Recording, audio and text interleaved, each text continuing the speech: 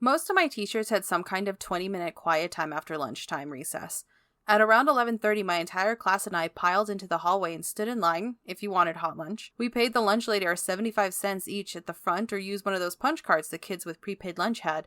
We grabbed our food, sat down, and ate as fast as we could so we could get outside and run around like little idiots as quickly as possible. After a full 30 minutes of mindless laughing and cavorting with our fellow classmates, the bell rang and forced us back into the green walls of the school, away from the sun and into tedium. Then our teacher made us read. At least we got to choose the book. Read one chapter of a book, she demanded. We had a book. We had a popular book. It wasn't cool to read unless you read R.L. Stine's Goosebumps. Read one chapter of a book. I see why these books are popular. There are 128 pages in Monster Blood and 29 chapters. That's an average of 4 pages a chapter. Read one chapter of a book. That was easy and only took a minute.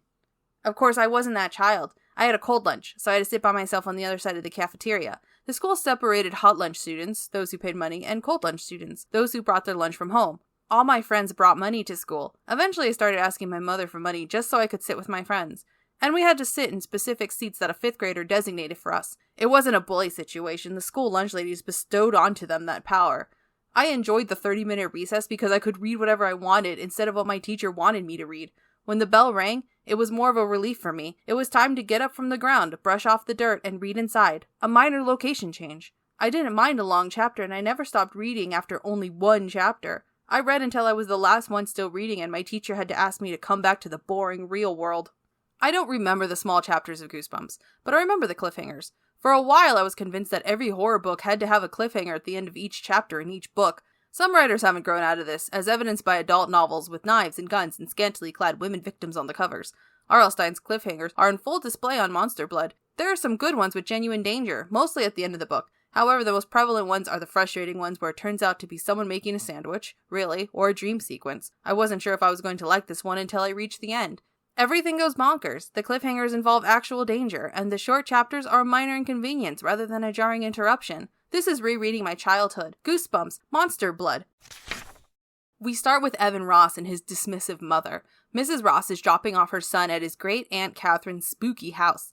Aunt Catherine is a deaf septuagenarian who raised Evan's father. Evan doesn't want to stay with her because he thinks she's weird. That's no reason to not want to stay with someone, but I guess Evan's apprehension is not unfounded. She does pose a danger to our young protagonist.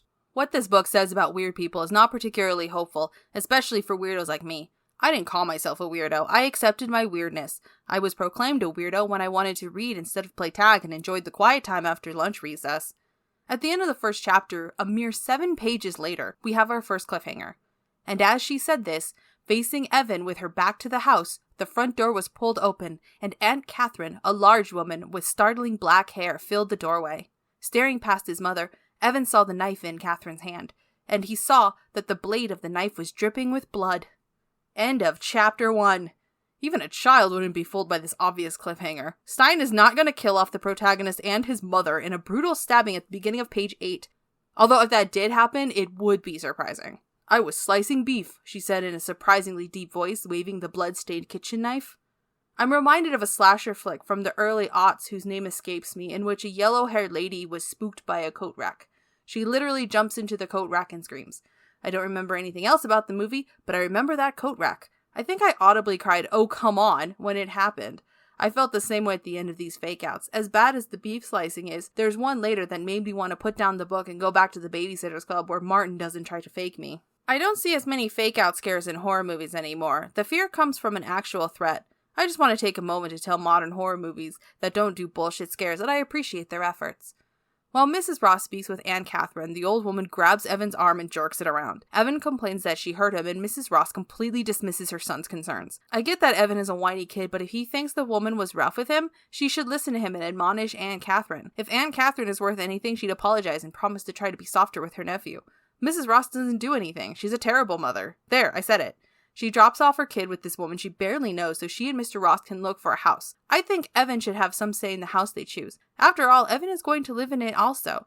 Of course, if she were a better mother, we wouldn't have this book. She leaves and Evan explores his temporary living quarters. He finds a library of science books and assumes Aunt Catherine was once married. Hey, Evan, women can like science too, buddy. Then a demon attacks him at the end of the chapter. No, not a demon. No actual danger. It's a cat. Aunt Catherine's cat named Sarah Beth. At first, I thought it was Scarabeth. I wish it was Scarabeth. Evan takes his dog Trigger out for a walk and a hand touches his shoulder. End of chapter. The hand belongs to a neighborhood girl named Andrea, but she hates that name and prefers Andy. I like that she went by Andy and like to joke around. Evan quickly sexualizes her and describes her clothing every time he sees her, but as a character, I found her bravery and sense for adventure interesting. This stark difference between the two made me wish the book was about her instead of Evan. Intrepid Andy and her new kid in town sidekick Evan. Andy takes Evan to a toy store run by a misanthrope who seems to especially hate children. Hey guy, if you hate children, don't open a toy store. When a child expresses interest in something, he won't sell it to them. Evan finds a container with the words monster blood on it. He's willing to buy it, but the owner says it's not good and won't sell it to the boy. If he knew there was something cursed with the monster blood, that would make sense. It would force Evan into theft or some other plot point. However, the owner acquiesces and sells the container to him without much coaxing.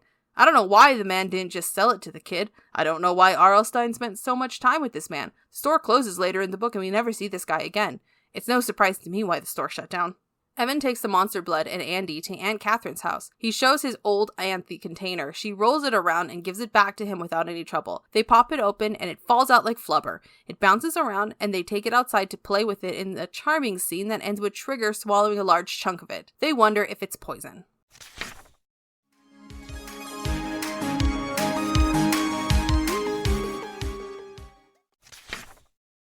The next chapter starts 3 days later, so I guess Trigger is okay and the monster blood isn't poison.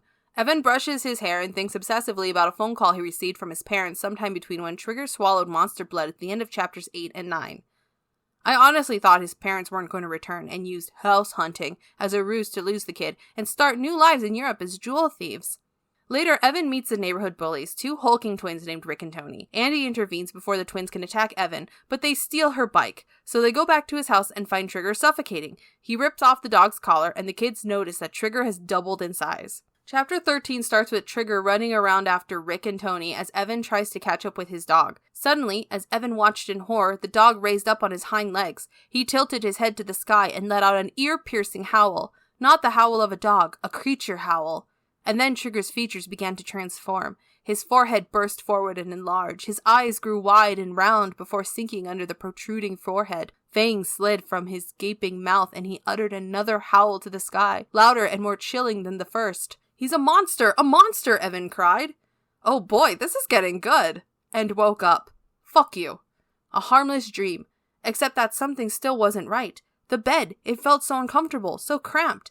Evan sat up, alert, wide awake now, and stared down at his giant feet, his giant hands, and realized how tiny the bed seemed beneath him, because he was a giant now.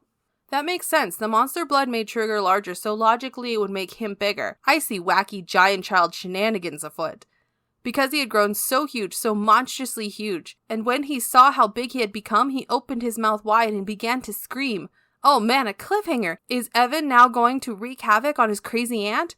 Will he get revenge on the bullies? I can't wait for the next chapter. His screams woke him up. This time, he really woke up. Oh, fuck off!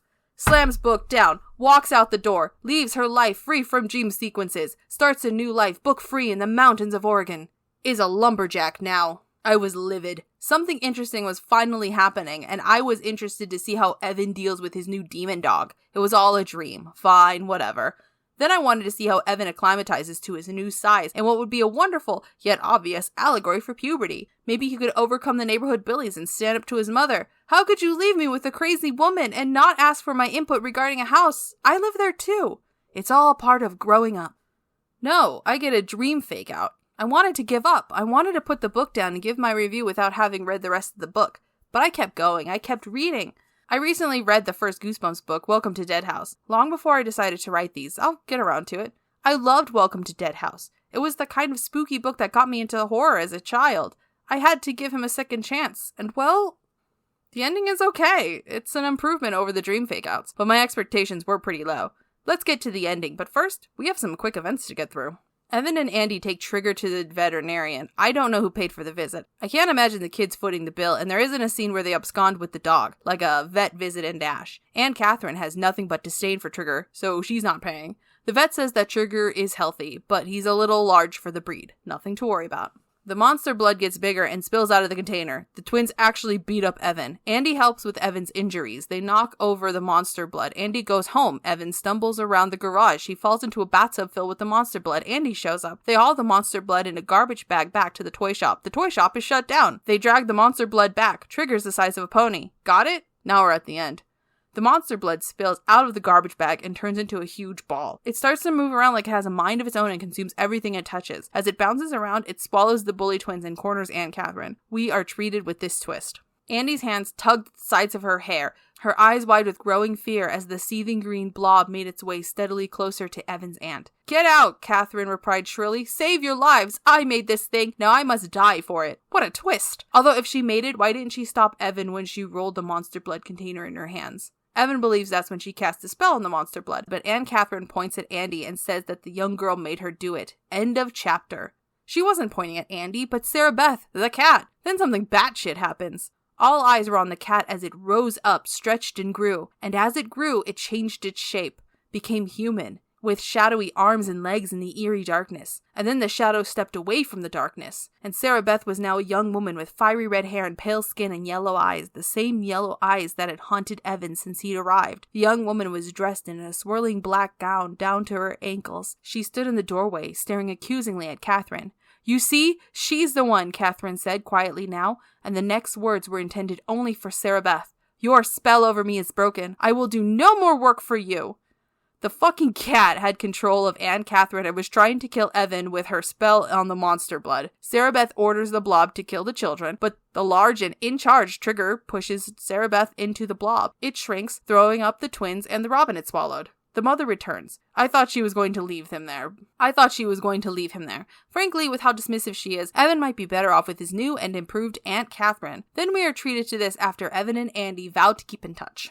"Could I ask one small favor?" Andy asked. "Yeah, sure," Evan replied, curious. "Well, it's going to sound strange," Andy said reluctantly, "but can I have the little bit of monster blood that's left? You know, sort of as a memento or something?" "Sure. Okay with me," Evan said. They both turned their eyes to where it had come to rest on the carpet. "Hey," Andy cried in surprise. It was gone. There are 3 more monster blood books in the Goosebumps series. Most of the end of chapter cliffhangers are ridiculous. I understand making smaller chapters to accommodate a child's attention span, but Stine does this in Fear Street also. I haven't read his venture into adult novels, but I can't imagine he'd stray away from unnecessary cliffhangers. Just make longer chapters, dude. Despite the frustrating chapters, I'm happy I finished the novel. Even though the ending comes out of nowhere, I enjoy the fast pace and crazy twists. This isn't as good as Welcome to Dead House, the first in the Goosebumps series. Again, I promise I'll get around to that one, which will be a glowing review. I'm still looking forward to reading all the Goosebumps books, even if some of them aren't the caliber of children's literature that I remember.